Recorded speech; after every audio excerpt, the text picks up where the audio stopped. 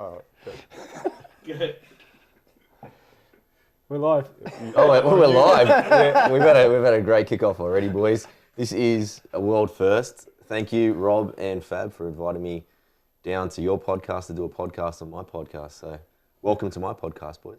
thank you. Thank you for coming and thank you for having us on This your is podcast. groundbreaking. It's never been done before, guys. This is David Roberts' replacement.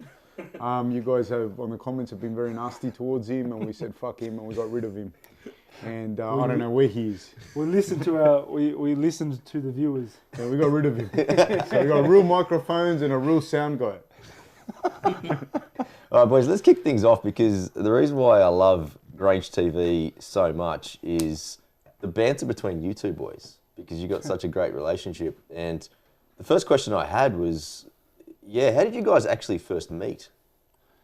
Do you want to kick it off? No, you can go. Well, I guess I went through the Ultimate Fighter house, and I met a guy named Manny Rodriguez, and we were enemies up until we got in there. And then when we got in there, we became friends and quite close. And then after the house, he invited me to his gym at TP at the time. Yeah. With Treco and Alex, just to do some sessions. And Fab was teaching down there at the time, and I just came in and did a couple wrestling sessions, and that's kind of where our relationship kick-started, if you will. But in saying that though, Fab would be better with me because, like I told you before, my memory is absolutely rubbish. Fab has been in the scene for a long time. Yeah. We ran into each other many years before that. Oh, very briefly, but he was training at PMA at the time with Henry. But there were times where like I'd be at the back with another fighter was Patrice in Pain. Who you know as well. My family friend. Yeah, and we were at the back, and I think Rob was doing his. They were both debuting on that card, I think, or their second fights, but it was something like that, and we just bumped into each other there. But we started working together probably six years ago. Okay.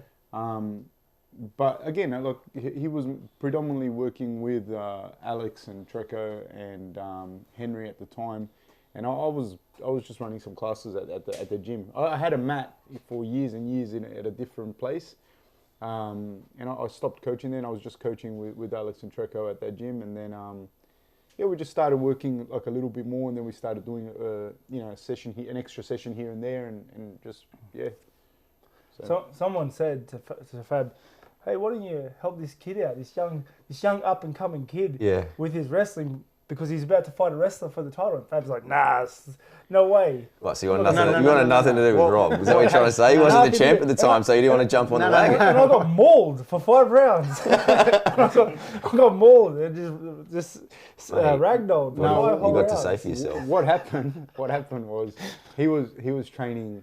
No money to be made at the time? No, there was nothing there. And I'm an opportunist at best of times. No, he was training, and somebody came up to me, and I can't even remember who it was, and they said, "Oh, you should train with, you should train Rob." And I was like, "He can train," because I had the mat at Miller at the time, and we had a really good, for Australian for the time, we had a really good wrestling mat, and I said, "Yeah, well, and anyone would come. Everyone would come and just wrestle there and go home. You know what I mean? Like it didn't matter where you trained, other than like you were wrestling with us." Yeah. And but they were telling me how his family was so rich and they would fly in people for him, and that's what they were saying to me. And I was like, "Oh, good luck to you." You know what I mean? So you thought he was a show pony? Well, they told me his dad would fly in people, and that his dad managed him, and that his dad owned a glass factory, and blah, blah, blah, blah. And one time when I met him, I was talking to him, and I thought, this guy's a nice guy, his dad, Jack. Because they made it sound like he was this dude. And then I asked him about the thing, and he goes, he works for O'Brien's. And I thought, oh, okay, he owns O'Brien's franchise, because that's what they told me. And he had a house on the water, and he was flying in wrestlers and this and that to fight Jesse Juarez. And then when I saw the match against him and Jesse Juarez, I thought, fuck, this guy should get his money back from the people he's been paying to teach him how to wrestle. And then that was it. That's not because of any reason. I thought they just said to me he was flying people in. I'm not the kind of person that is going to go up to someone and say, hey, you should train with us. If anything, I like to keep a group small. So Yeah. I was never going to go and approach someone and go, oh, please come and train with us. You know what I mean? Let me just clarify, I was not flying in anyone. I lived in the housing commission down at 601. So what are you doing, bussing people in? Yeah, so I was at the bus stop, like looking for anyone that was to wrestle. And matches, boys, anyone. No. But you have a unique chemistry, boys. Like, even once you got together, how many years before, even months, days before you guys, became really good friends? I wasn't aware we were, but He likes introducing you as the Rob Whittaker, the good guy. Is that what you call him? he is a solid guy, isn't he? I'm a great guy. I'm a great guy. There's not many raps at the start. You gotta kind of change that a little bit, Fab. What should I do, you think? Maybe nice, good father or something. More or- titles. More titles, I need good, more good titles. father, Is mediocre it true gardener. that Fab beat you at a sprint race? Why? Fucking many times. No, whoa. Why am I a mediocre gardener? Because Did you hire someone? Like, maybe? no. Did you do it yourself? In the history of our relationship, there has only been one plant ever brought in. And what happened to that plant, Fab? No, what happened? This is what happened. What when I say happened he's to a that mediocre So you gardener. killed his plant. No, my plant didn't die, No, man. you killed your own plant. My plant didn't die. The dog ate my plant. It didn't fucking. I didn't kill it. What do you mean the dog ate the plant? It was a cactus. And had my wife bought a dog, and we bought the dog, but she wanted that particular dog, Yeah. and the dog had no respect for the cactus, and ate it. Did it die? Nah, did nothing to it. This was after you My left the dog got cactus. kicked by a horse on Sunday, and nothing happened to What him. sort of dog is this? A Mastiff. Jesus. Yeah. This is after the fact though. We went to like Vegas for about 3 months almost. Yeah. Yeah. And that he was left bad. the cactus in the ute, like in the car, in the cockpit, Well, in Vegas. for 3 months. No, like just in a Oh, in parking here? lot, some Yeah, long-term we were parking gone. lot, Did it long die? stay No. parking lot. No. Cactuses stay forever, but They right? do. They do. Oh, it was looking rough by the time we got back. No, they do. No, what was your question before? You asked me something When like... did it take to like each other? No. Did you beat him in a running race? Oh, yeah, I heard that in the No, research no. for the podcast. He I heard- has beat me before. He has beat me, and he's starting to beat me more Multiple recently. times. You know, he publicly put out that he beat you at a running race. Yeah, he was there when I did it. Oh, you were there. He was there. Probably he's beat me more times now, recently, because as I start to get older, But I have beat him many times. But You know what he also said? He said that he was like age champion for the 1500 meter in primary school. I was. What primary school kid does 1500 meters? No, 800 in primary school. is that just a G up? Or? No, that's the truth. No, he stacked the odds against me, waited till I blew my knee out, and then challenged me. Then he challenged me on the beach in the wet sand, where weight plays a very big factor. No, I beat. You're Not in only your that, 20s, there was. but Rob, we're in our 30s, mate. So Fuck, man, I'm almost 40. There was the last time was a year ago. The last time was a year ago. I raced all of them in the thing. So where's this No, down no, there no. at At Wanda? Cronulla. I did Is my that Wanda? hamstring there. The Sandhills? No, in the sand dunes, Rob's very good in the sand dunes. Okay. But it was on a flat, just flat, and I I beat did all my of them. hamstring. What was the distance? Probably 80 meters. And you did your hamstring. I did my hamstring in that Oh, race God. too. Just trying too hard. Yeah, but I won. I beat them all. I beat Sione, I beat all those insert generic Tongan names. I beat them all. How many people in Grange, like, Oh, do you in call that- yourself Grange team? Like, what was the team called? No, well, the gym is Gracie Smith and Grange. Yeah. And we like as far as memberships for the gym, because anyone can come and down and train. We're predominantly a Brazilian Jiu-Jitsu and grappling school, so we have Brazilian Jiu-Jitsu, wrestling, MMA fundamentals. So as far as anyone can come and train. So we've got about 250 members, something like that. In the fight team, there's only about 6 or 7 members, and it's grown like more than what we wanted it to grow. You know, like we just like we're pretty busy. Myself and Alex and the other coaches. Justin from Stand Strong Boxing, he's got a boxing gym, and there's a whole bunch of people there. I don't know the numbers exactly. So we never wanted to have like heaps of fighters, and we were happy at first with just Jacob, Izzy, Rob, and David, and that was it. And then there's been a few younger guys that have started coming up, and kind of just materialized in the team, and. There must be something for the environment, but boys, because when you have a look, because remember Daniel Gill, he was also from the area, and obviously he was middleweight champion for a long time, it's a long time ago now, but over the last 10 years, there's always been a world champion from this area, which has been great. So there must be something happening in this area that, you know, is good for producing champions?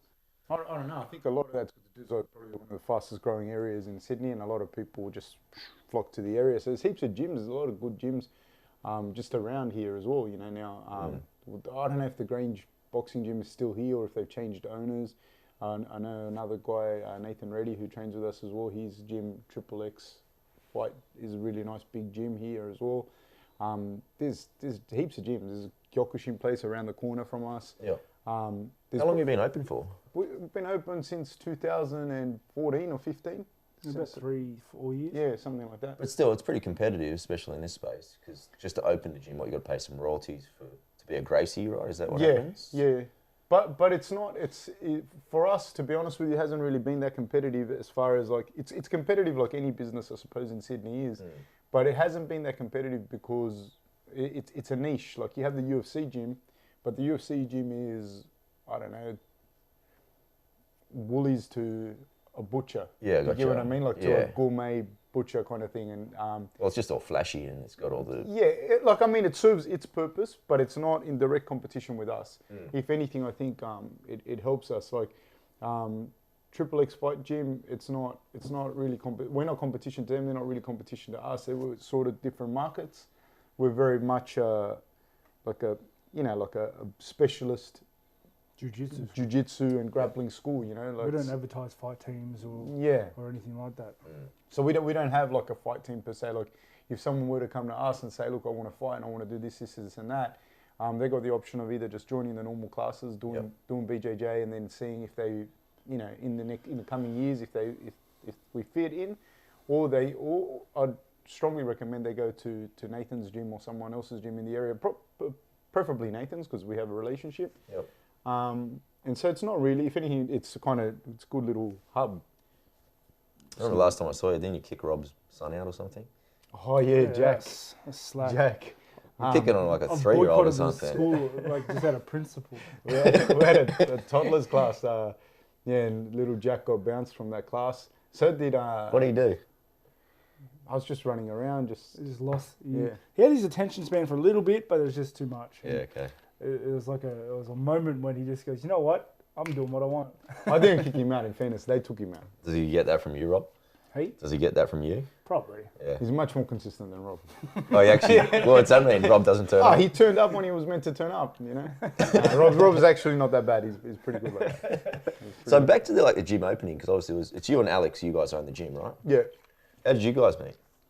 At that gym, I knew Alex as well from just the scene from back in the day, and then when Pat was fighting, he started training with Alex and Trekker. Yeah. So we'd go down there and train, and then I just knew him from back then, and Pat was a beast too. I think he was just 10 years too late.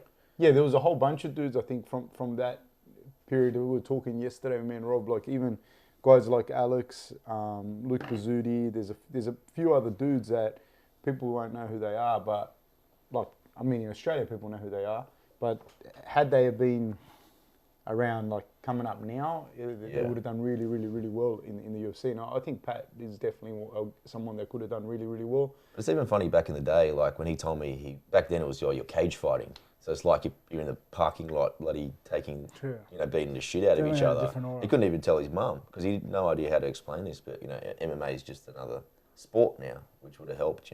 Back then I thought he was getting his absolute ass handed to him in the car park. No, but even then, like because it was just before CFC. So when CFC started here, there were a couple of other good organisations, but I think CFC in particular for the Sydney crowd legitimised it, being that it was a Luna Park. It was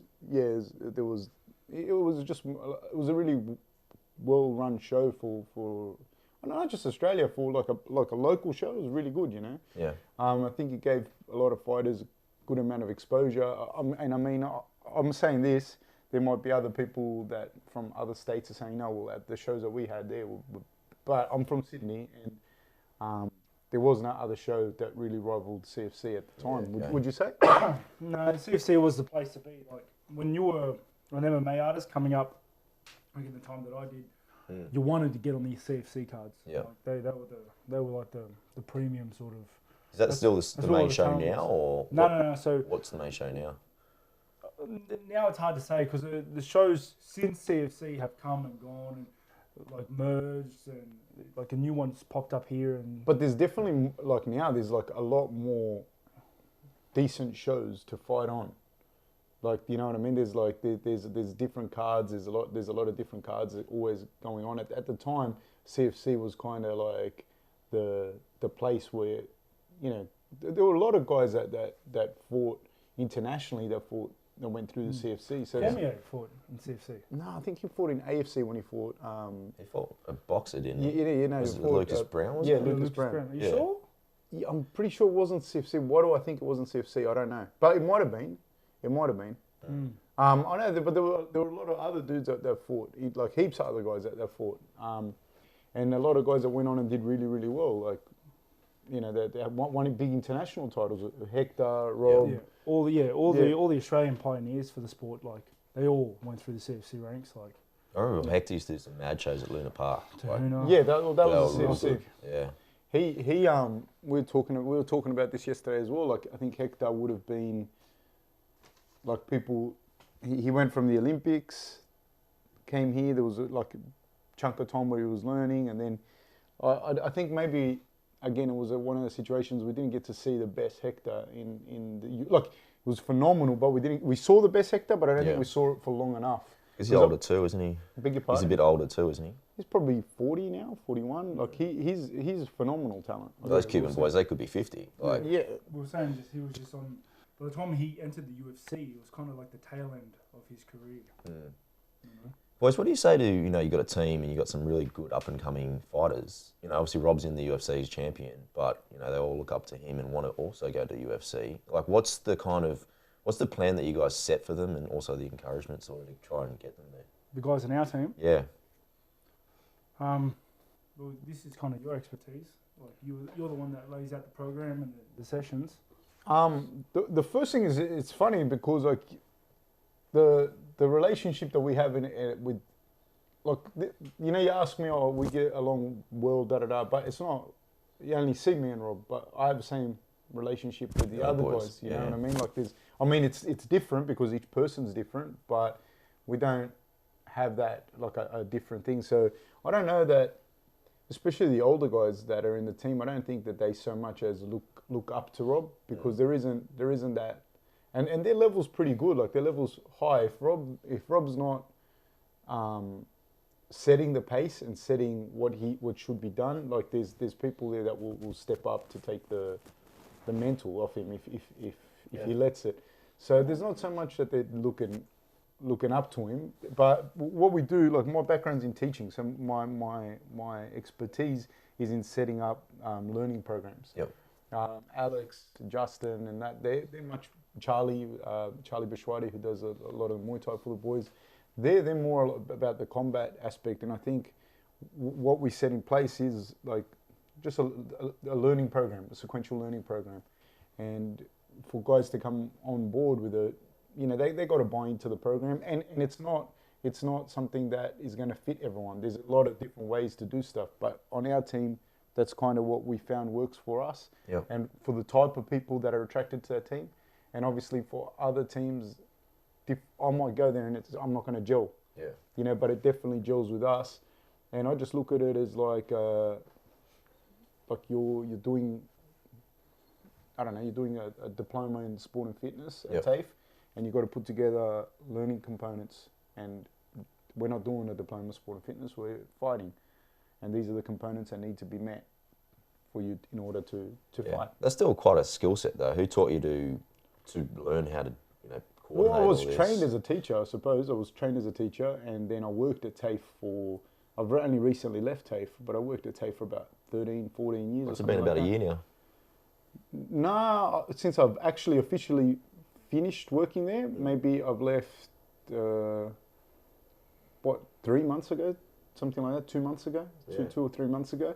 There was just, you know, the paperwork finishing, maybe seen about doing a different role and that, but it was time to finish. Yeah, it obviously made a huge impact going from full-time work. Now you got a lot of projects and stuff, I'm assuming. Man, honestly, from the moment I left TAFE, to now, like I feel no difference in work. The pressure of having the mind space of having TAFE, that's gone. Yeah. But as far as work's concerned and whatnot, we still have huge amounts of work to do. You know, so I don't feel I didn't even feel like, oh, I got it off my shit, because as soon as I left that, something else took over.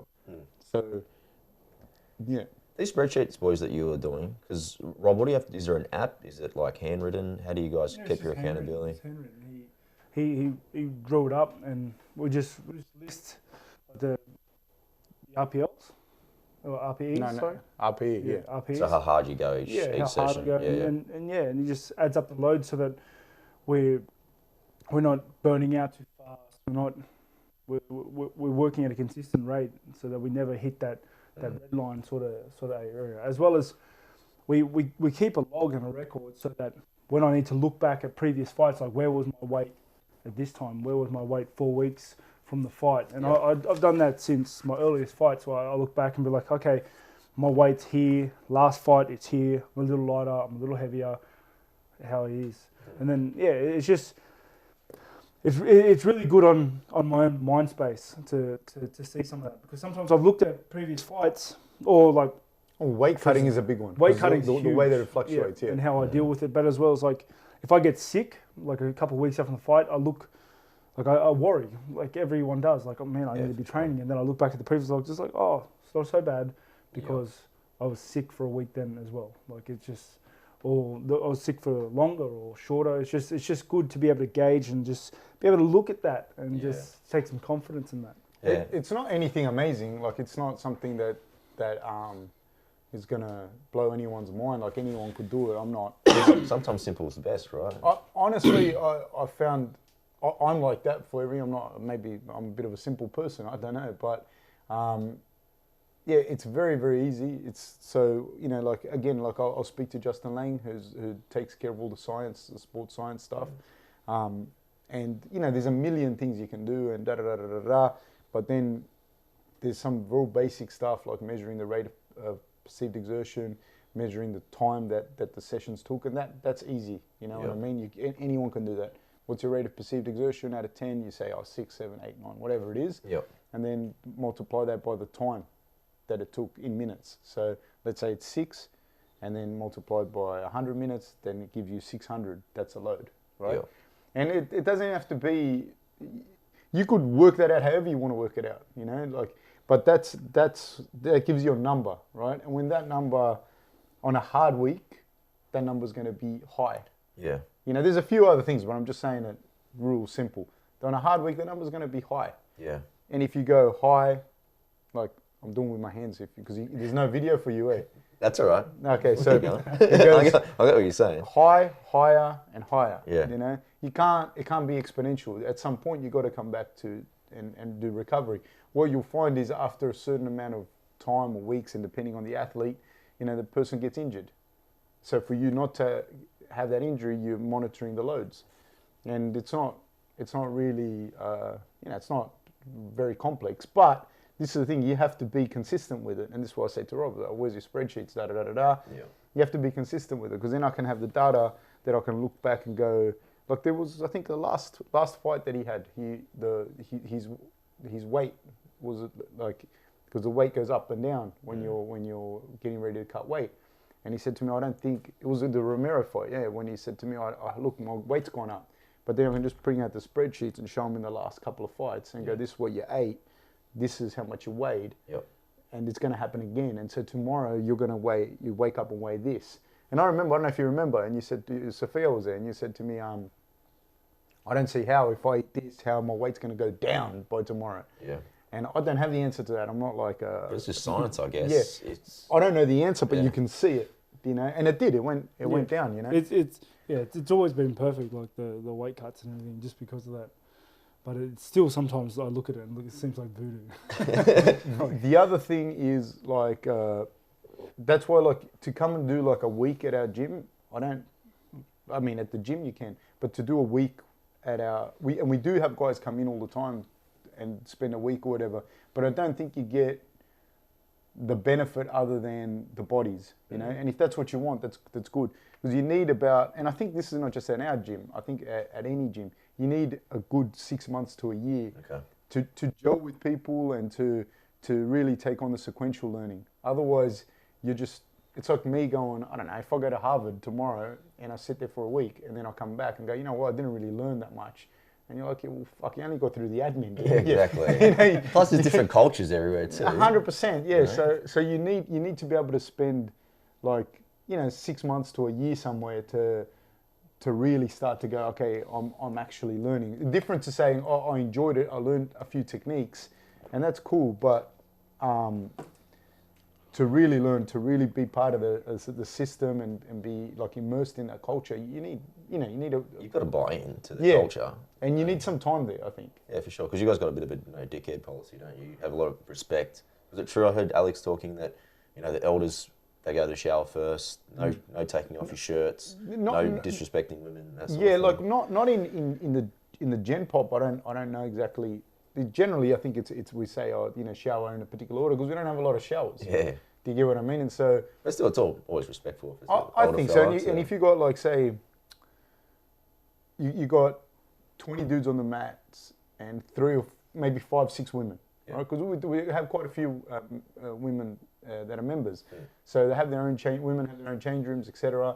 But there's not that many showers, and so generally goes like the women shower first, and then the oldest guy through to the youngest person.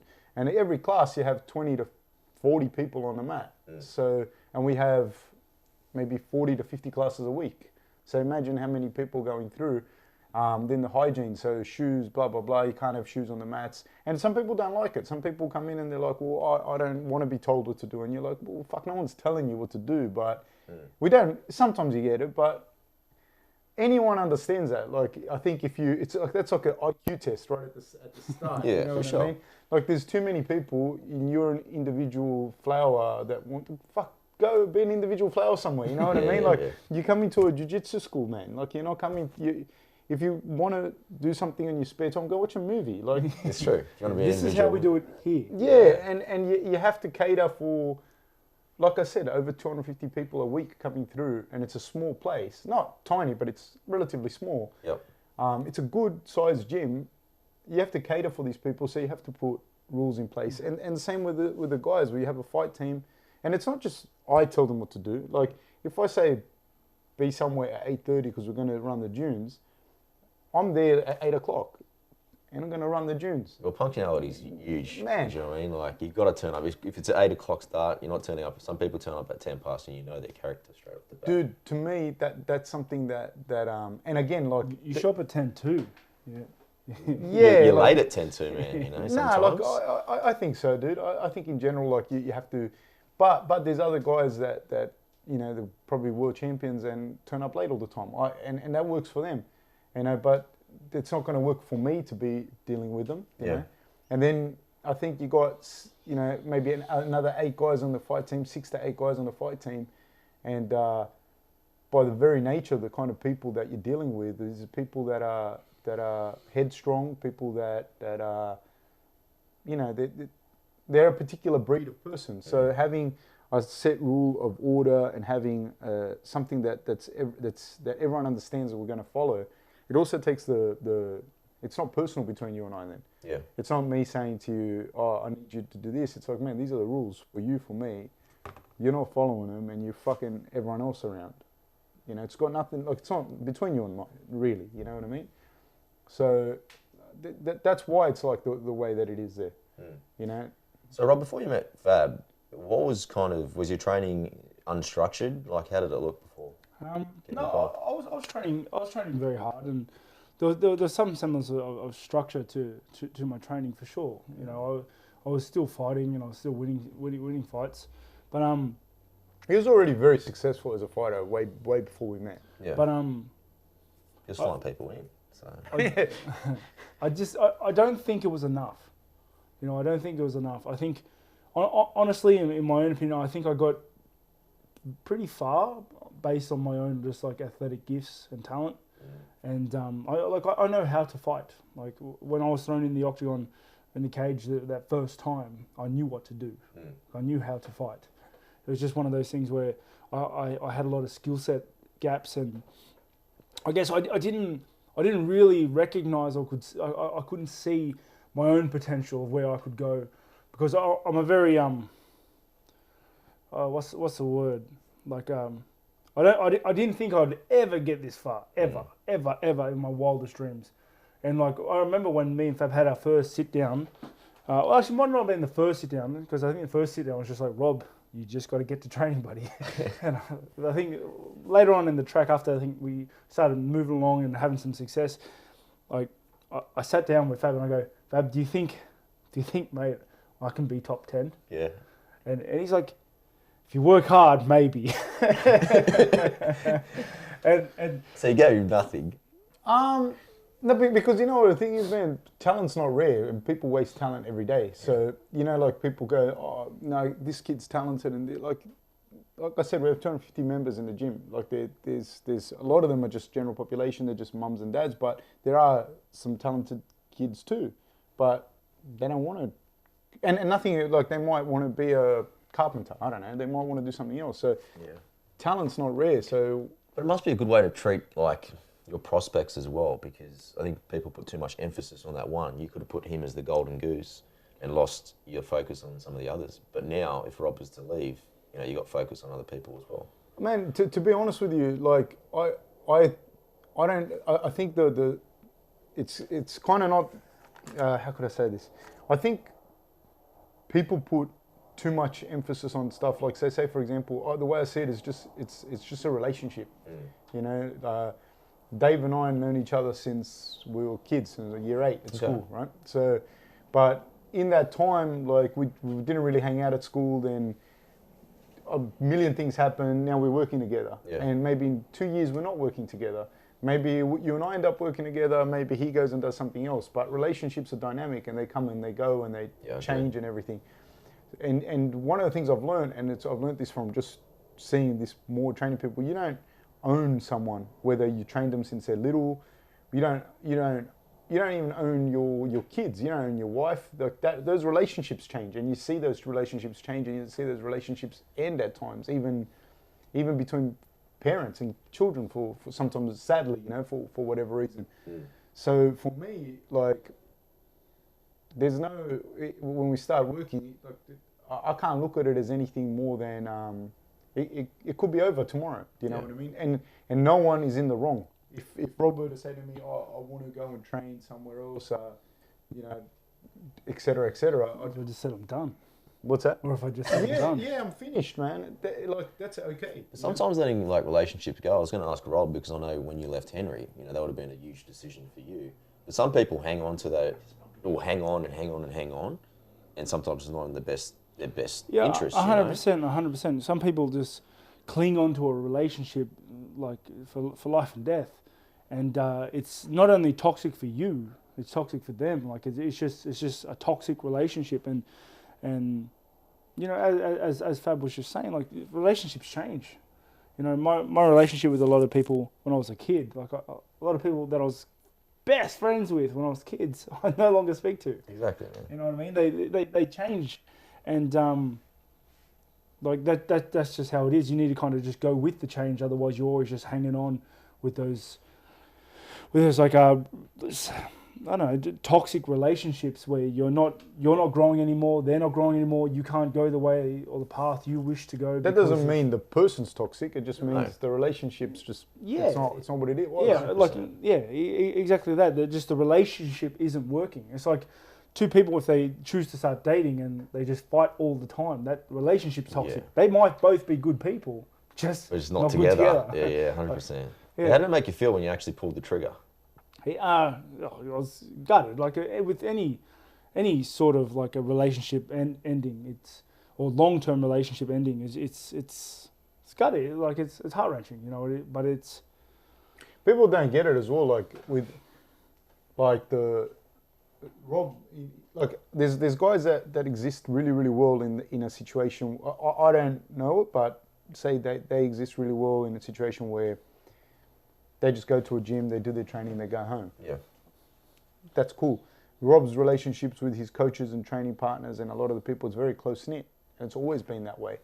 And so, you know, coming and there's always factors at play, you know, that people will never see, will never know about. So it's hard, man. It takes a toll on you, like psychologically, emotionally, and whatnot, to make decisions to, you know. And tomorrow he could decide, he could turn around tomorrow and say, hey, I'm not fighting. You know what I mean? Yeah. And that's that. You know, like that is what it is. And also, it wouldn't really change my relationship with the others. Like, it's not like I would go there and they'd be like, well, what are you doing here? You know, Rob's not here. Like, it's that's not the relationship at all. Get your gloves, boys. Yeah. That's not the relationship at all. So there isn't any, there's normal things, and like they understand it as well. Like, you know, the stakes that he's fighting for now is higher than you know, like than what most of them are fighting for. But each of their fights is just as important to them and to us as it is, because like they're very close as well to making it. There's no one there though that just like fights for fun, you know, because I'm not coaching for fun, you know, like we're there to meet certain objectives. Rob, at this stage of your career, how important is it to be planning for life after fighting? Oh, it's super important. I think even before this stage in my career, it's very important to start laying down the foundations for what you want to do after fighting. Because, and I think a lot of fighters and athletes in particular, like they forget that you're fighting or the sport that you're in, it doesn't last forever. You know, you're not young forever. You can't do this forever. As well as you're more than just a fighter. You're more than just an athlete. Like, there's so much more life outside of the octagon that nobody sees than there is in the octagon. Yeah. Do you think that's a big thing in your success? Like doing things like you're one of the only active fighters that have a podcast, and just doing little things. I know you guys got the GAP programs, heaps of stuff that you guys do. Do you think that's a major contributor to your success? Definitely. And you know, this is with no small help, like and guidance from my coaches like Fab and Alex and as well as the contacts. Fab has also put me in touch with like Adnan and Andrew and Justin Lane. Like these guys they're all helping me outside of the octagon, which has had a direct correlation with me how I perform inside the octagon. Yeah. You know, with me being much more settled and confident and stable with my life outside of the octagon, so with my family life, with my financial status, like with my training structure, with my team and friendships and relationships, with all that under control and being looked after, like and looking after it, fighting's easy. That's all that's left there to do. I just got to show up. Yeah. What's the go when you pull out of a fight? I'm assuming, do you get a training fee from the UFC? Like, what happens financially when you actually do pull out of a fight? You get nothing. shafted. Yeah, absolutely. Obviously, you get nothing for not fighting. But did they give you an advance or anything like that? Nah, nothing. You get a little debt. If you're lucky, they may not charge you for the flights home. Really? And you've got coaches to feed. You've got your wife and your kids to feed. Yeah, 100%. And you've also invested and spent a lot of money during the camp with trips, flying people in, gear, food, like comps, whatever the expenses are. But that's the biggest thing, pretty much with MMA at the moment, isn't it? Because the pay structure for the fighters isn't there like other sports, right? I could rant about it for a long time. What would you change? I think that if you're, I mean, you know, it's hard, man. You know, like even when you do the podcast, when we're doing the podcast, and you know, you read the comments of people, and you just realize how many people are just bitter and fucking sad with their lives, you know. And then MMA fans, for whatever reason, people seem to flock with it, to flock to it. You know what I mean? Real bitter people. And I watch the fighters themselves and how they interact and everything, and it's like, honestly, I see it as really, really sad and pathetic. Like, I see it in other sports, but nowhere near as bad. Like in MMA, like the fighters just shit on each other all fucking day, and it's just so that toxic environment allows for it even more for fighters to be like, you know, on shit money and that. Like Do you reckon that's because everyone's trying to get a piece of the pie? Is that? But there's no real pie to get. Like you look at their revenue, I think is like low. It's like 13 or 15% compared to like say the NBA, 48%, the 50% that the players get. So what are they? Like they act like clowns, man, and they get fucking zero money. You know what I mean? Like real little money. They're not very supportive of each other at all. You know what I mean? And as soon as if one of them does something good, they all shit on each other. You know what I mean? And I look at it and I just think like so childish and so pathetic, you know. And so I think that provides a really good breeding ground to not make good money. You know what I mean? And not be successful. It's like if you run a podcast, we run a podcast. Yeah. If I just got on the thing and said, "Hey, TK, you're shit. Look how shit you are," and I start doing tweets about how shit you are. Yeah.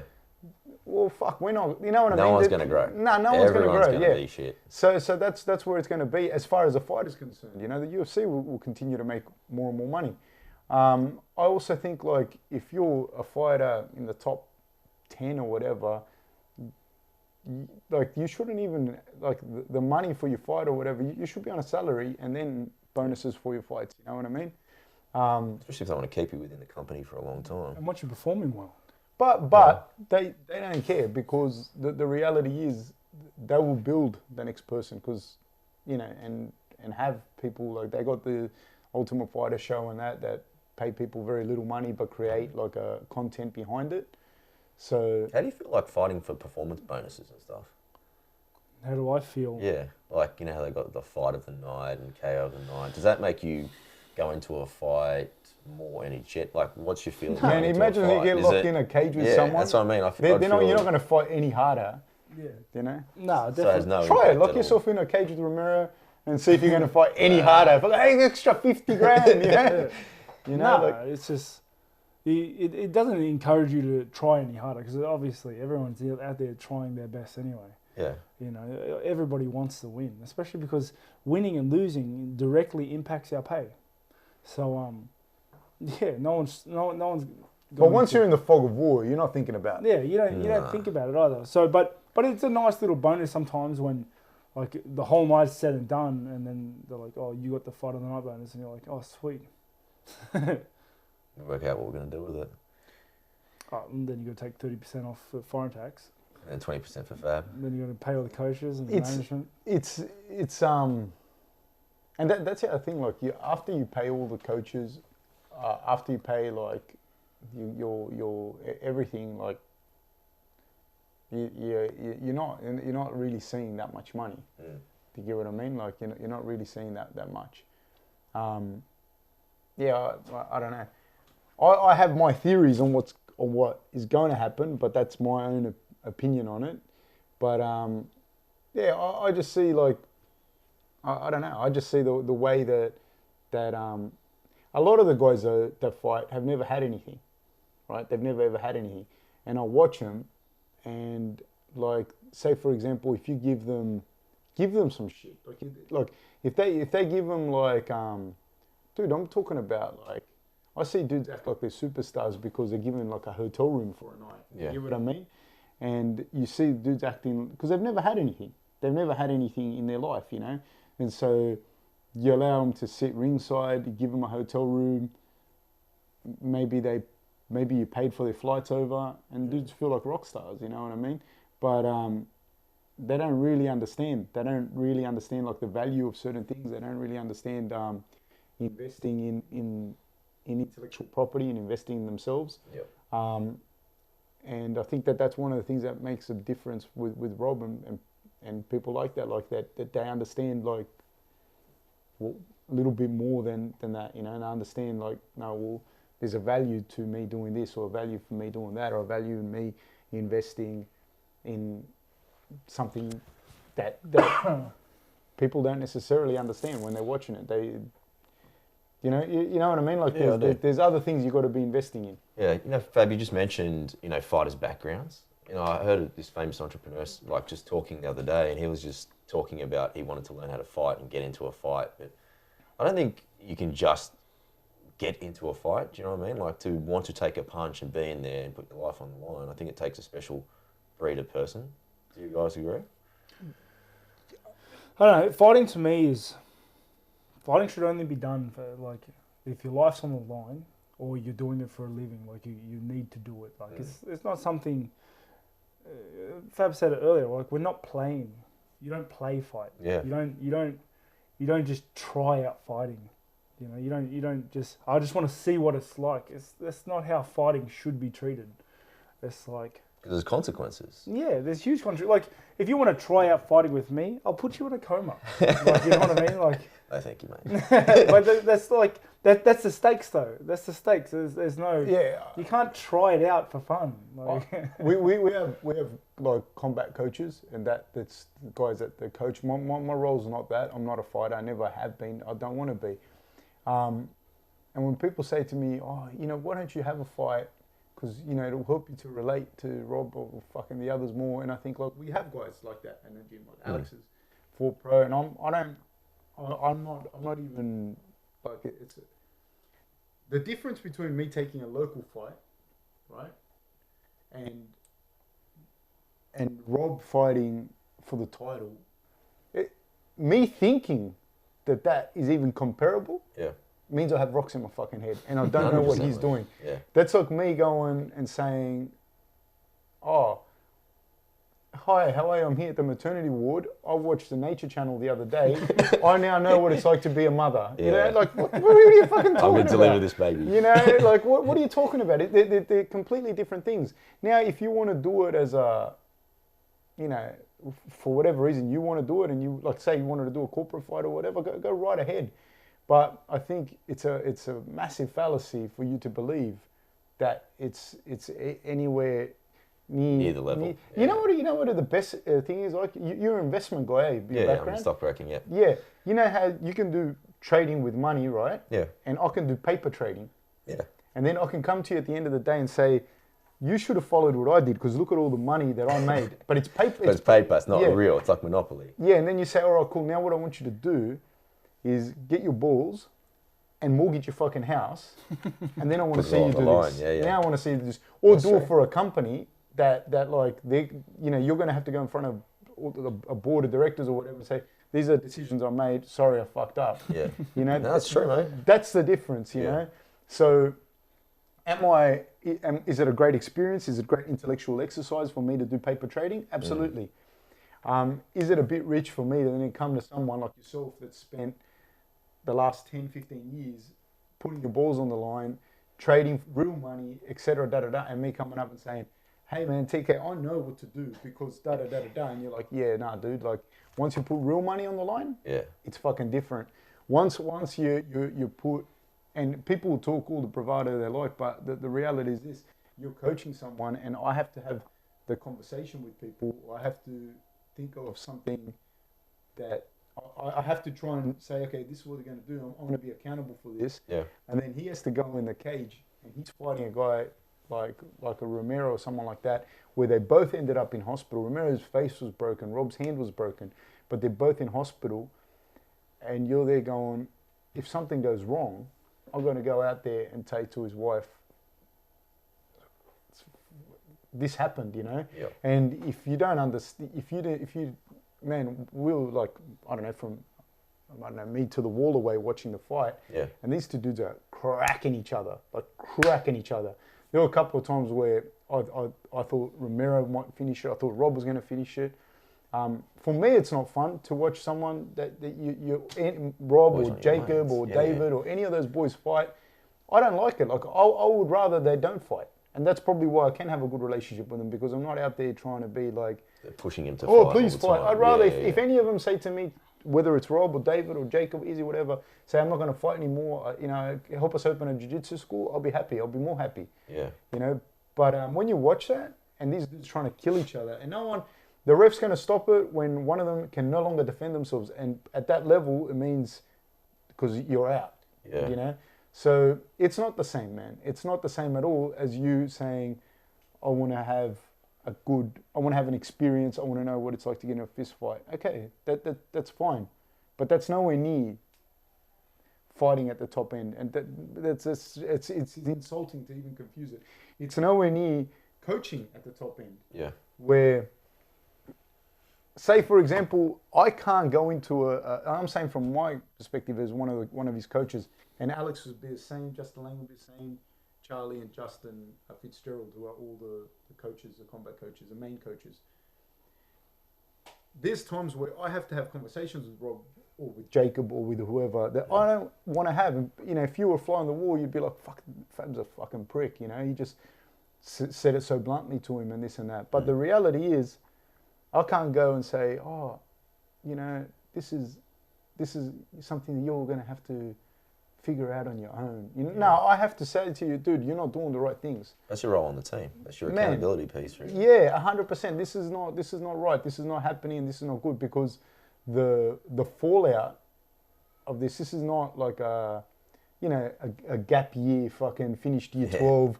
I'm going to travel experience. This is he's fighting for a living. Yeah. You know, so if people don't get that. It's not even on the same fucking planet. Yeah. You know, I don't know. Like, that's my take as a coach, but as a fighter, like, I don't know how you see it. Yeah, you pretty much summed it up pretty well. Like, it's exactly it.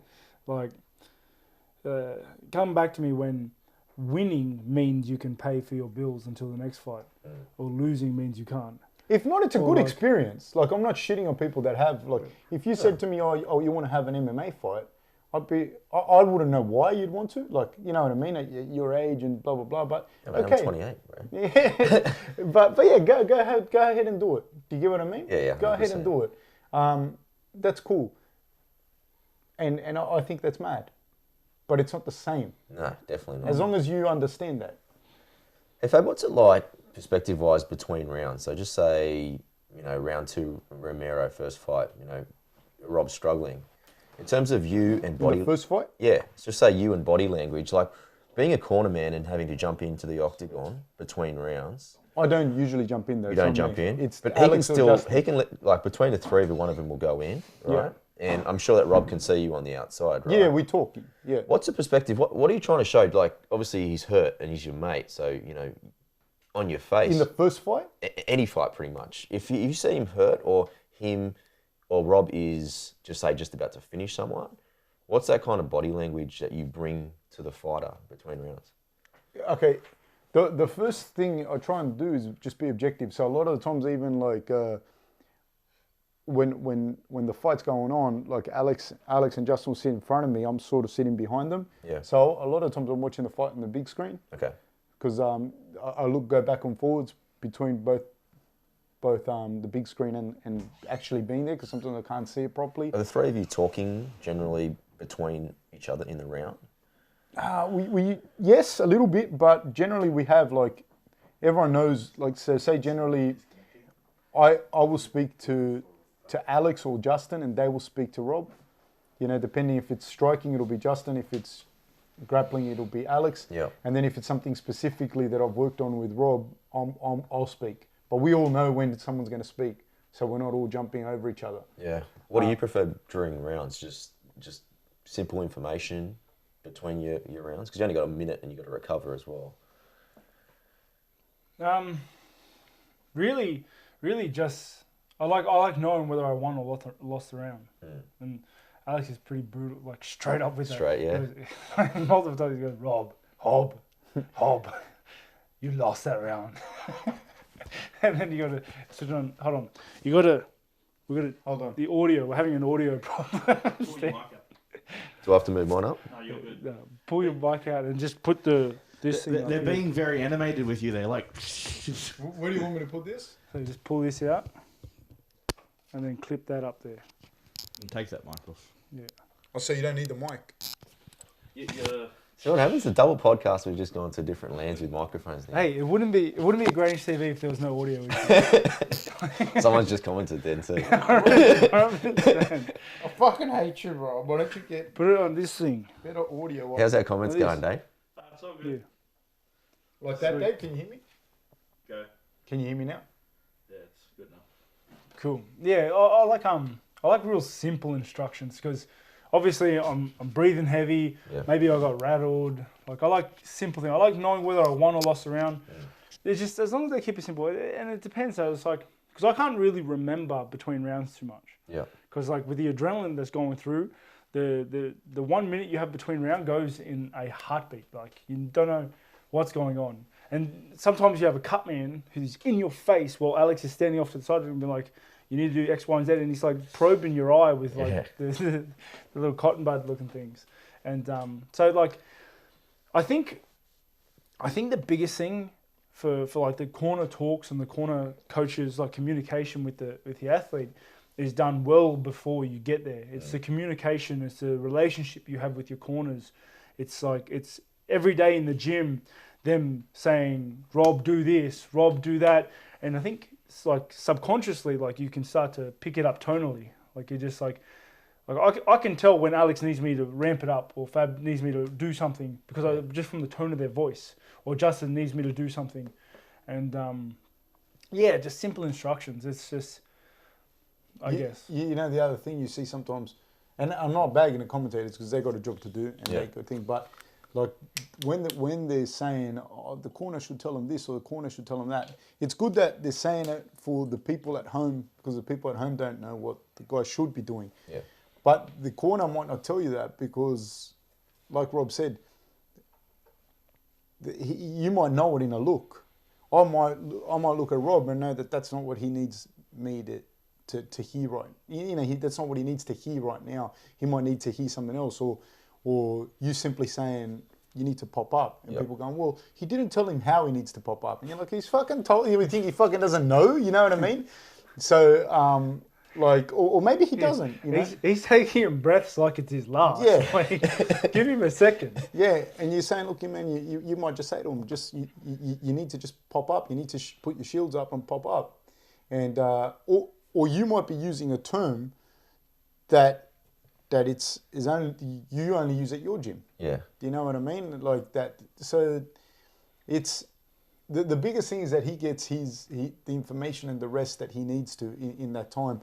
But also when we do the sparring at our gym and that, we try and simulate it as close to a fight as possible. Yeah. So we don't have like 5-6 pairs sparring at any one time and, you know, beep, buzzer goes off and you go with someone else. And I'm not criticizing that, but we just don't do that. Yeah. We do it like it's a fight. And then at the end of the round, you go to your corner and then the corner talks to you. So by the time you get to fight, you've had that relationship and you've had that cornering advice, and you know we kind of review it afterwards with the coaches and have a chat. Like always, after they spar, they might go home or whatever, but all the coaches talk. You know, we'll ring each other or whatever. What'd you think? Did you say this? What'd you say about that? Yeah. Oh, I noticed that when he came to the corner and I said X, Y, and Z to me, he wasn't really listening. And then, you know, then the situation might be that the conversation is like, you know, and one of our guys, a conversation we just had with recently was like. He kind of switches off, and then like literally he'll just switch off and go like into Narnia. I don't know where he goes. You know, he knows who he is, and he just fucking disappears, and then he comes back. And when he's switched on, he's like UFC level. Yeah. When he's switched off, he's like literally like fucking not there. And then I was talking to him. I said like, how? Where the fuck do you go? Yeah.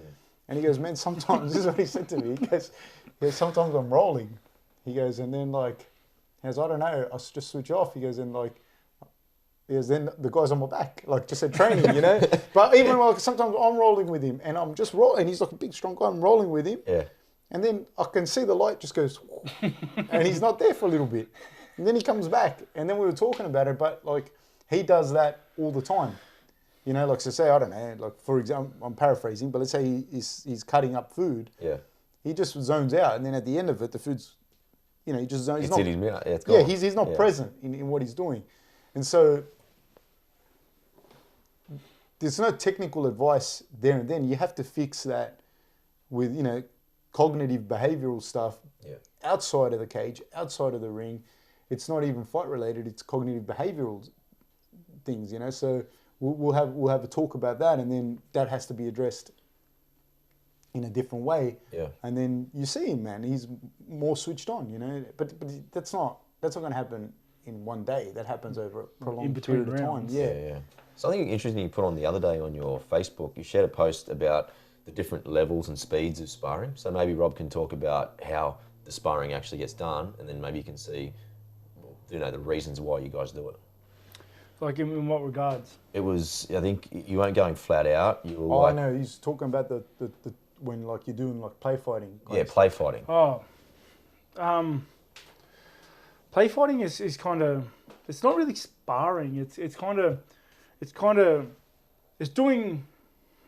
to simulate the techniques or the combos that lead into shots, that lead into the groundwork. Trying to simulate it as close to what you would do as possible without the impact and the damage, obviously. Yeah.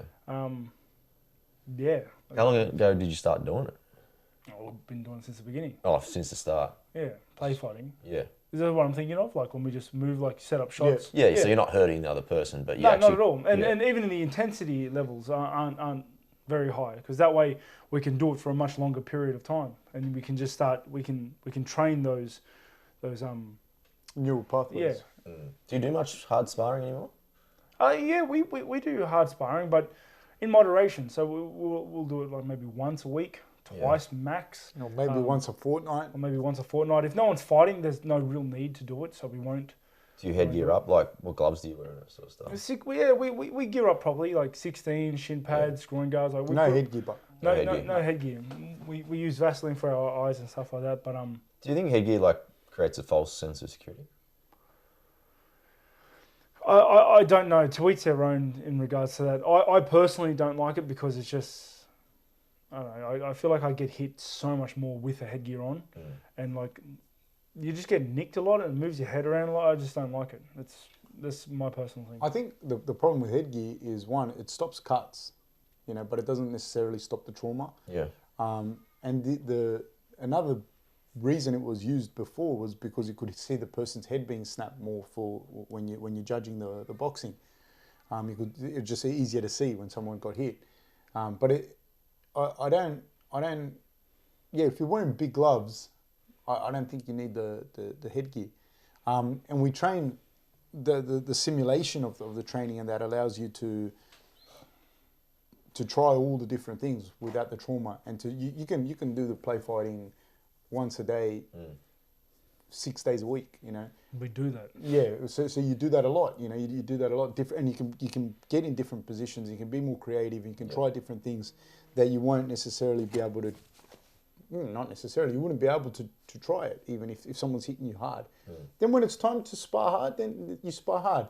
But it's also very clear. Like that, it's like if Saturday we're sparring, you'll know like a week before. We're sparring Saturday. Yep. You're going to spar so-and-so, or you're going to spar two guys are going to come in and da-da-da-da-da, and that's what's going to happen. Like, it won't be you just rock up and you came here to do some jiu-jitsu and then we put gloves on you and you spar. No, it's not. As well as the sessions beforehand are also structured knowing that you have a hard spar on Saturday. Yeah. You can't have, that's the other thing as well, you can't have a situation where you have a hard day and then you just rock up. Yeah. You've been tapering your training off, you know, to get ready to spar Rob.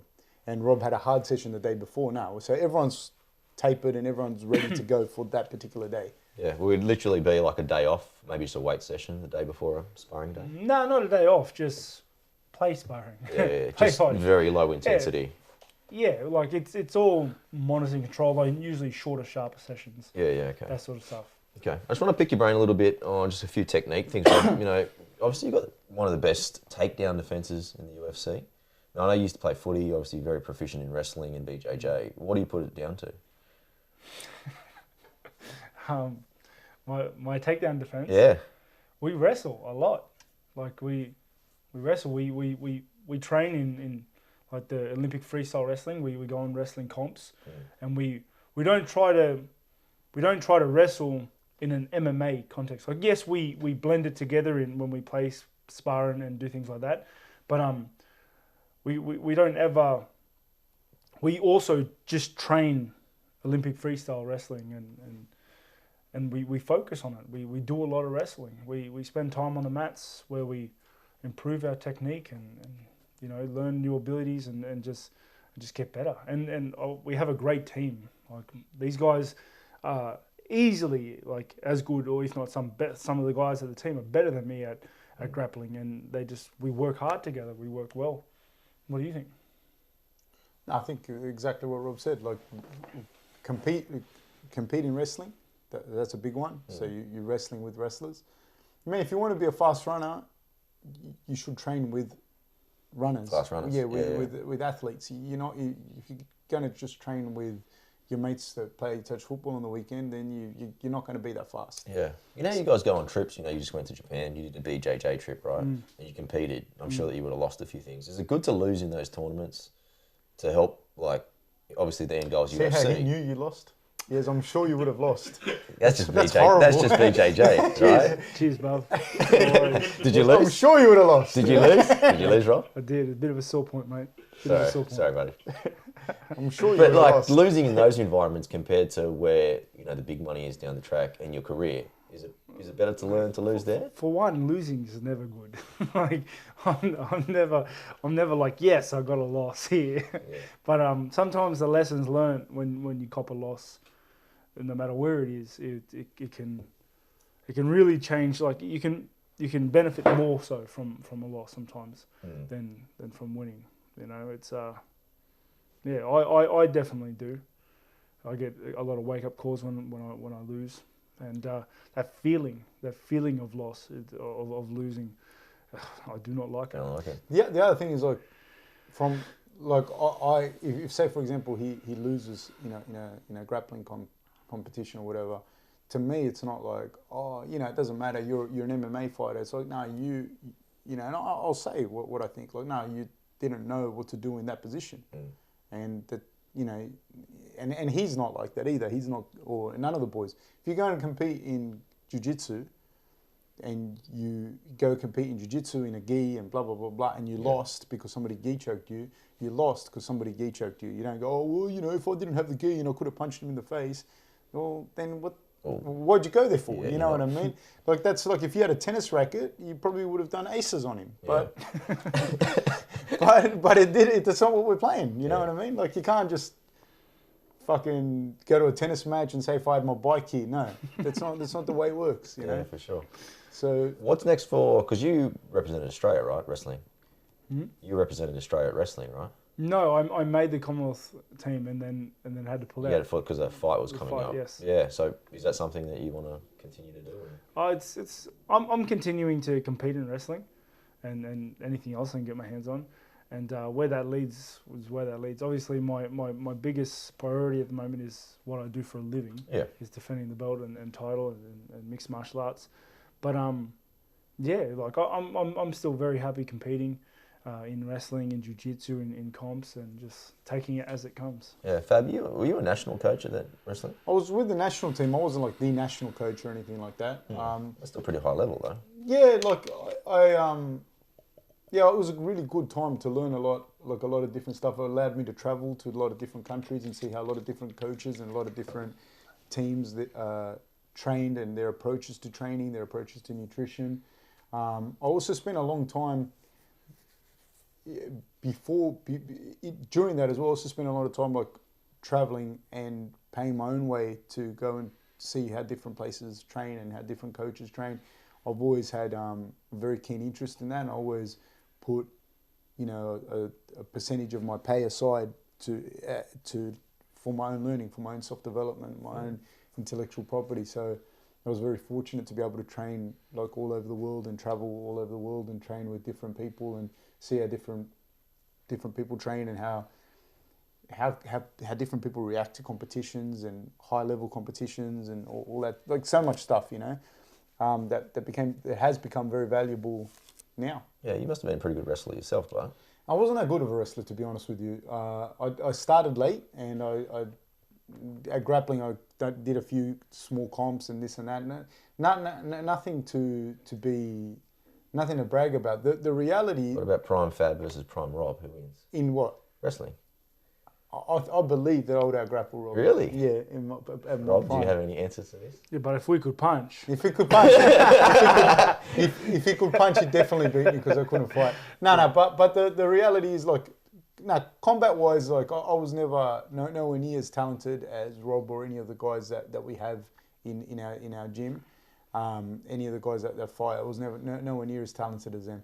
I also feel like, and this is just my personal thing, it's not the thing, like, we talked a bit before, we said, there were guys that come up, they were 10 years too early, 10 years too late. For me, I had to, my decision was work and uni, and grappling was always, had to be number 3. Do you get what I mean? Yeah. If I was coming up now, I would probably have seen that there is a path. Like say Jacob, for example, trains with us.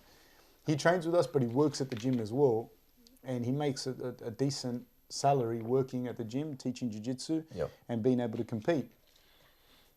That option wasn't really around for me. I'm not saying for other people, whatever, for me. So I concentrated a lot more on my work, which was running the wrestling stuff and running the mat. Then getting a job teaching at TAFE and investing in being able to travel and coach. Yep. So when the 2 pathways came for me to coach and teach and learn versus me concentrating on competing, and some people can do both, and good for you, I could not. I had to look at which one I was going to be better at, and I believe I made the right decision. Like, I don't think I'm the only coach or one of the coaches like that had those decisions that they had to make. Like, you have to be realistic at some point with it, and I chose to go to university and work and run the mat and get involved with the national team with wrestling. And so I never really got any like great results or anything, and it was never like the thing that I wanted to do above the other 2. Like, I wanted to finish university, I wanted to secure a good job. At the time I was at TAFE. So it was very, very different pathways with Rob. And again, if I didn't have like an overwhelming athletic ability that you could see from a million miles away. Like, in fairness with Rob or the others, the talent level is much different. Yeah.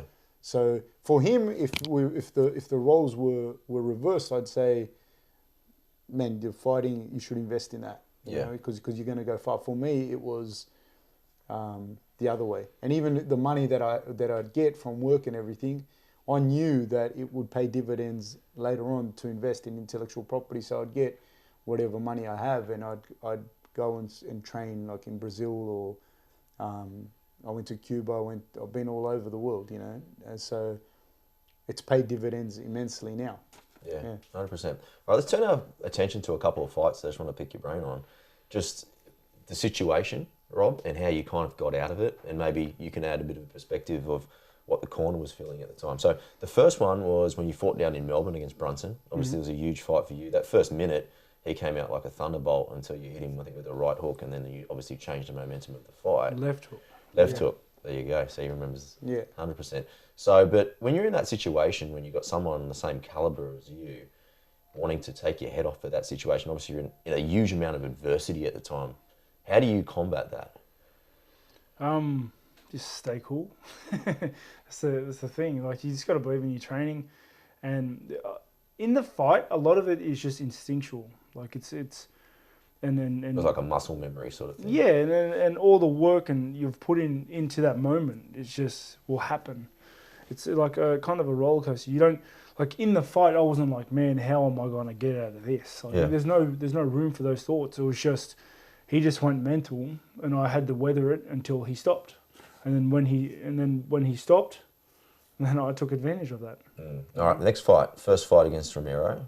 Your knee's absolutely blown out. Second round, he's got you on the mat for the majority of the round. Yeah. When you got back during that round, obviously, how'd you get out of it first? And then what was your thoughts going into the corner? How did I get out of being on my back? Yeah, we'll survive for starters. Surviving is, what do you mean by survive? Just not quitting? At that time, did you think that you were ever a chance of not making it out of the round? No. In which fight? Like, the first one. Like, at what point? Like the second round? The second round. When I was on my back. Well, you were on the back for a little bit, and obviously he wasn't doing He probably anything. won the first 2 rounds, you probably think. Yeah, maybe. I don't know. The first fight, I mean. The second round, he definitely won. At that time, I didn't. Yeah. How serious did you guys think the knee was? Did you like obviously? I heard it before the fight. Oh, so you carried it into the fight. So I knew it wasn't great. Like, it was one of those things like where it was like how long? 3 weeks, a month maybe. What happened was he fought Jacare. And then he fought Romero 6 weeks after. Yeah. And he had a little few injuries going into the Jacare fight. He had the fight, although when you watch Jacare fight, it looks one-sided on Rob's thing, but you still have to recover from a fight, you know. And so he still had things that were getting worse as things were. So we knew also that he couldn't take the time off because, you know, it's fluctuating so much and anything could happen. And then it did. And then they said, "You want Romero for the interim belt?" And he had bad knee, and I think he had a bad shoulder too. And we said, "What do you want?" He said straight away, "Yes, I'll do it." And that was the behind the scenes story going into that Romero fight. But honestly, the first round in the Romero fight, I think the judges did give it to Romero, but I was actually real happy with how it was going. And then the second round, I was happy with how it went too, but I knew that Rob lost it because Romero took him down. But I didn't, like, we were happy with it because it was a long fight. And that's what you can actually, I say that to him, I think in the second round, I said to him, it's a long fight. Like, it's going good because by that stage, like, statistically, the knockouts happen less and less the further the fight goes. Yeah. And Romero's a real big powerhouse, you know. So, and for him, Romero didn't want to stand up with Rob. You could see it, you know, like he was, and rightfully so. Like he had a really good game plan. In the first fight, Romero fought better than he did in the second fight, my opinion. He had really good strategy. Well, he fell too far behind in the second fight. The second fight, he took a lot of damage too, and like it was more like the fact that he caught Rob a couple of times in the fight, a few times in the fight, but he wore a lot of damage. Like you hear people like, I don't know, you hear people go, yeah, but you know, like he had Romero had him down, and you know, the fight didn't end with Rob on the ground in the fifth round. And you know, if there was no time limit, he would have won. Fuck, man. If there was no time limit, the fight wouldn't have stopped in the first and second round, and Romero would have had to keep fighting with a broken face with no break. Yeah. When you see someone's orbital, you've done that much damage to someone, like, what's the thoughts going through your head? You don't know. You don't. You just keep fighting. You don't know. No. Yeah. But you could see it all puffed up. I could see his eyes, and as soon as I saw his eye blow up, I was like, I'm gonna keep hitting that one. Yeah. But unfortunately, you lost your right hand, so it was what, kicks. It had to be kicks from then on. Yeah, kicks and left hand. Yeah. So. Even, you know, when you talk about the Brunson fight, I remember before the Brunson fight, because we do a lot of research on the guys that he's going to fight, and in the lead up to the Brunson fight, we saw how he had, like, the first round, how Brunson was compared to how he is in the second and third. We paid a guy to do, like, the stats on Brunson. Yeah. So, like, all the stats of all his fights. It was something we were kind of expecting because he had been on a tear, and I knew that he would come in and try and think that he was going to take Rob out. He's a fast starter. Very fast starter, but I know that technically, no disrespect to him, but his stand up is not on the same, nowhere near on the same level as Rob's, or when he fought Adesanya. Like the striking difference between Adesanya, Rob, and Brunson is not.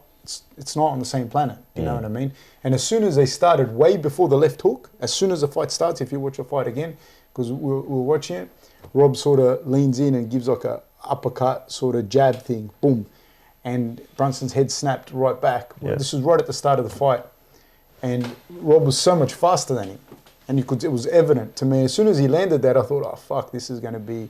I knew Brunson was either going to have to go mental there and then, or he's just going to get picked apart, and he went mental, and we were watching, going, oh fuck, you know, like.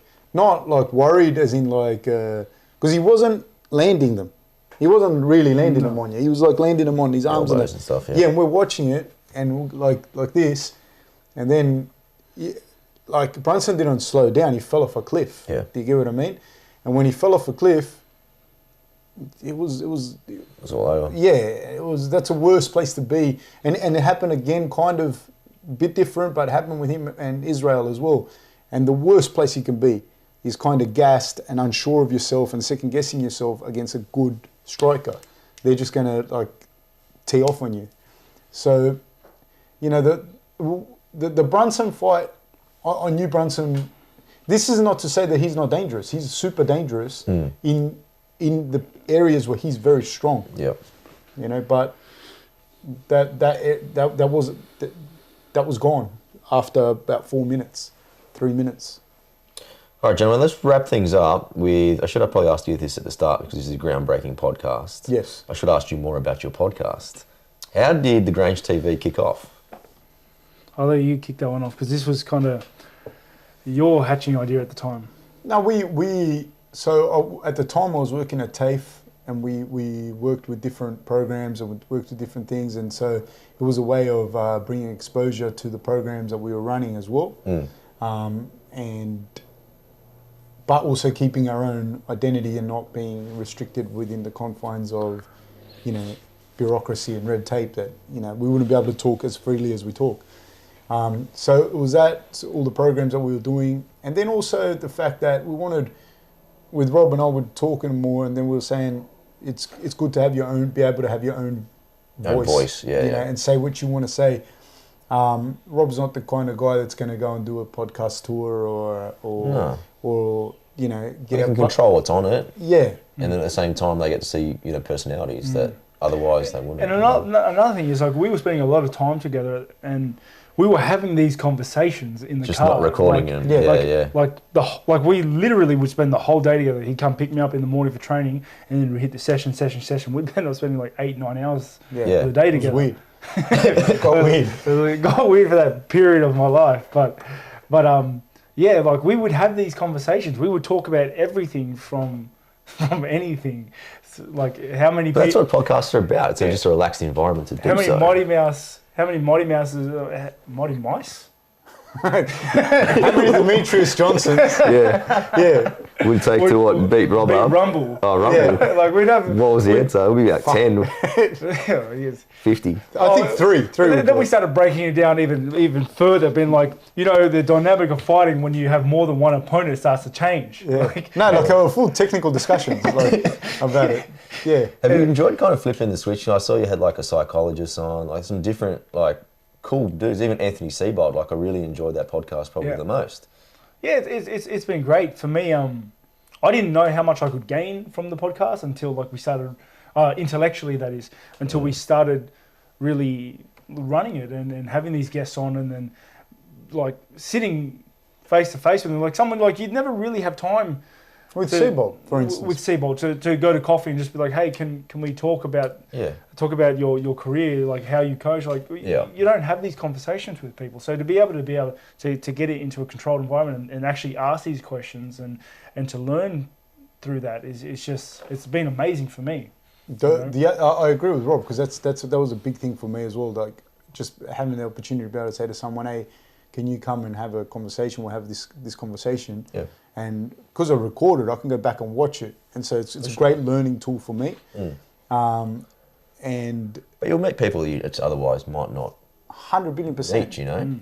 Billion %. Yeah. You know, and the thing is, sometimes it's, you know, people the podcasts that I think are good don't get many views. Yeah, exactly. Right? And so I don't really care about that. I just want to do stuff that I enjoy, that I'm going to look at again, that I'm going to listen to again. There are some podcasts that I'll go, fuck, I'll never listen to that one again. Yeah. But there are others that might not even have that many views that I...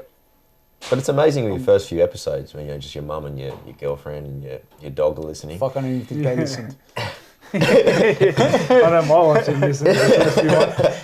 But it grows, you know. People catch on and they start enjoying it. And it's fun. Like it's like I'm thoroughly enjoying it. Like having these conversations and just talking. It's just you start to really enjoy it, and you learn so much.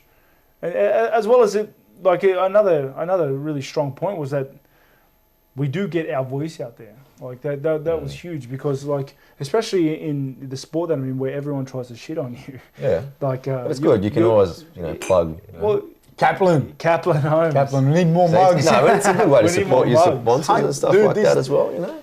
Honestly, Kaplan Homes now they're gonna build the studio here for us, where we're sitting. Do they do all these houses? Because I They remember built- I they haven't built been this out whole this house. area. Yeah. I used to come out for footy for St Greg's quite a bit. So that was a long time ago now, but this was all bush. Yeah. So Kaplan has, I don't know how many houses a year they build, but they're a lot. My first sponsor as well. Yeah. Was that your first manager as well? Yeah. Yeah. Oh, you had a first manager sponsor. before that, but first. Yeah, first sponsor, like, and they also helped me get my home, and Yeah. like that was one of those things that's outside of fighting that a lot of people don't see, that helped me get everything on track so that I could do so well in It's the important for fight the inner circle. game. Yeah, Like, it's massive. yeah, for sure. Massive. People don't get it. And yeah, so he's going to build the studio and that Okay. here for us. So what's it going in this area? In or this room here, like you're behind just going us. to do an extension? Is that what's No, happening? he's Or you're going to just actually gonna build fix I got the this studio here. And like that's we again. Look, I never thought, when we have the podcast, we're going to have the studio here and da da da da da da. Like, Yeah.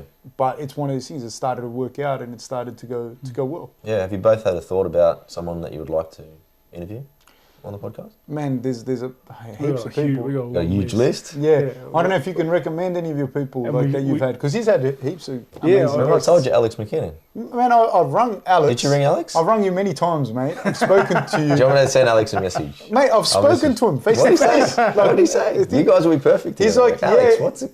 Alex, come on, mate. Come on, Alex.